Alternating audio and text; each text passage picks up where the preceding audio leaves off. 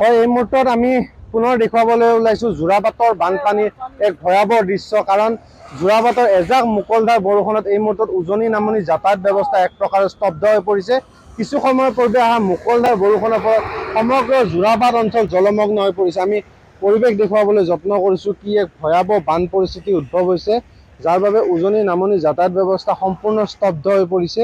আৰু ক'ব লাগিব যে যোৰাবাটৰ বানপানী আচলতে নতুন কথা নহয়, প্ৰতি বছৰে আচলতে এজাক বানপানীতে সমগ্ৰ যোৰাবাটৰ জলমগ্ন হৈ পৰে। মই দেখুৱাবলৈ যত্ন কৰিছোঁ কিদৰে ডিভাইডাৰৰ ওপৰৰে আচলতে পানী বাগৰিবলৈ আৰম্ভ কৰিছে। এক ভয়াৱহ বান পৰিস্থিতি এই মুহূৰ্তত যোৰাবাটত দেখিবলৈ পোৱা গৈছে। আৰু ইতিমধ্যে কেইবাখনো বাহন আচলতে যোৰাবাটত আবদ্ধ হৈ পৰিছে বানপানীৰ ফলত। আমি সেই দৃশ্য দেখুৱাই আছোঁ। এখন টাটা দিয়া ইতিমধ্যে তেওঁ গুৱাহাটীৰ পৰা উজনি অভিমুখে যাই থকা অৱস্থাতে আছিলে এই বাহনখন আবদ্ধ হৈ পৰিছে।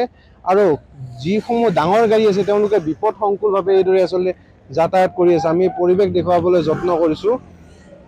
যিসমূহ চাৰিচকীয়া বাহন আছে তেওঁলোকে বিপদসংকুলভাৱে আচলতে ট্ৰাকসমূহ যাবলৈ আৰম্ভ কৰিছে, কিন্তু দুচকীয়া যান বাহনৰ চলাচল এক প্ৰকাৰৰ স্তব্ধ হৈ পৰিছে। ইয়াৰ মূল কাৰণেই হ'ল, আমি যদি পূৰ্বতে উল্লেখ কৰোঁ যে মুখ্যমন্ত্ৰীয়ে যিহেতু পূৰ্বতে উল্লেখ কৰিছিল যে অবৈধ ৰঙামাটিৰ খনন, যি আচলতে যোৰাবাট অঞ্চলত আমি কেমেৰাজন ধ্ৰুৱ বড়োক দেখুৱাবলৈ অনুৰোধ জনাইছোঁ। সন্মুখত এখন পাহাৰ কিদৰে অবৈধভাৱে খনন কৰি তেওঁলোকে টকলা কৰি দিয়া হৈছে, যাৰ বাবে পাহাৰৰ আচলতে যি বৰষুণ দিলে পানী বহন ক্ষমতা, সেই ক্ষমতা সম্পূৰ্ণ হ্ৰাস পায় আৰু এজাক বৰষুণ দিলে সমগ্ৰ পানী নামি আহি এই যোৰাবাট অঞ্চলত কৃত্ৰিম বানৰ সৃষ্টি কৰিছে। আমি সেই পৰিৱেশ দেখুৱাবলৈ যত্ন কৰিছোঁ। যোৰাবাটৰ কি এক ভয়াৱহ বান পৰিস্থিতি উদ্ভৱ হৈছে আৰু ইতিমধ্যে বহু যান জঁটৰ সৃষ্টি হৈছে। কাৰণ ঘণ্টা ধৰি আবদ্ধ হৈ পৰিবলগীয়া হৈছে এইসকল যাত্ৰী, ৭৭ ৰাষ্ট্ৰীয় ঘাইপথৰ যাত্ৰীসকল। আৰু আমি যদি পৰিৱেশ দেখুৱাবলৈ যত্ন কৰোঁ, যিসমূহ আচলতে দোকান আছে তেওঁসমূহৰ যথেষ্ট প্ৰায়ে আচলতে বিপদসংকুলভাৱে তেওঁলোকে ব্যৱসায় কৰিব লগা হয়, কাৰণ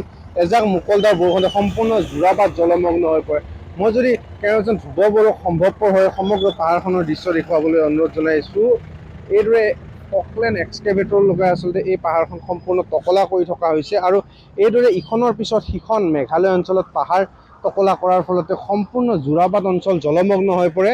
আৰু ইয়াৰ পৰা পৰিত্ৰাণ কেতিয়া পাব, সেয়েহে ৰাইজে আচলতে এই বস্তুটোৰ স্থায়ী সমাধান বিচাৰিছে। কাৰণ যি বৰষুণ দিয়ে, বৰষুণ দিলে আচলতে নলা নৰ্দমাসমূহ সম্পূৰ্ণ জাম হৈ পৰে, এবুকু পৰ্যন্ত পানী হয়। আৰু খৰালি সময়ত আচলতে অবৈধ পাহাৰ খননে আচলতে সমগ্ৰ যোৰাবাট অঞ্চল জলমগ্ন কৰি পৰে।